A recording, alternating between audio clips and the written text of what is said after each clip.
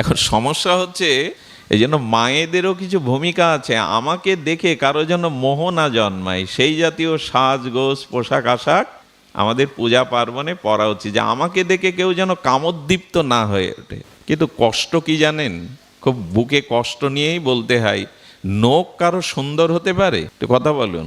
এই নখ শুকিয়ে যাওয়া ঘায়ে যদি নখ দিয়ে আঁচড় দেন, ওখানে ঘাট আবার কেটে বেরোয়। নখ সব থেকে বিষাক্ত জিনিস। আচ্ছা, ভোগের থালায় যদি চুল পড়ে, খাওয়ার সময় যদি চুল পড়ে, ওটা খান তো? অন্নটা অপবিত্র মনে করেন কিনা? কিন্তু এখন বিশেষ করে মায়েরা, যুবক ছেলেরা, যুবতীরা চুলকেই একটা সৌন্দর্যের ফ্যাশন করে নিয়েছে। চুল কাটা বলুন, ডিজাইন বলুন, রং করা বলুন, চুল সৌন্দর্য হতে পারে।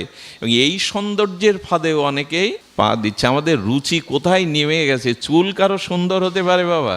ক্যান্সারের পেশেন্টকে থেরাপি দিলে দেখবেন তার চুলের সৌন্দর্য ভুরুর সৌন্দর্য। নখ, যেটাকে রাক্ষসী সভ্যতা বলে, সেটাওকে এখন সৌন্দর্যের প্রতীক বানানো হচ্ছে। জীবের রুচি কোথায় নেমে গেছে? নখ চুল সুন্দর হতে পারে, ওই দিয়ে মানুষকে আকর্ষণ করা যেতে পারে। আর একটা সৌন্দর্য এখন জগতে প্রকাশ হয়েছে, 3 ঘন্টার সৌন্দর্য, সারা জীবনের না।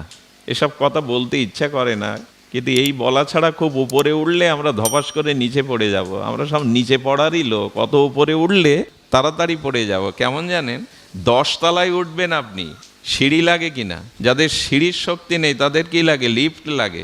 যারা দাঁড়াতে পারে না তাদের হুইল চেয়ার লাগে। গা কাঁপছে বিদায় আর একজনকে কাঁধে ধরে 10 তলায় উঠতে হয়, কিন্তু 10 তলা থেকে পড়ে মরতে সহযোগিতা লাগে? কারো লাগে? এর মানে কি বোঝানো হচ্ছে?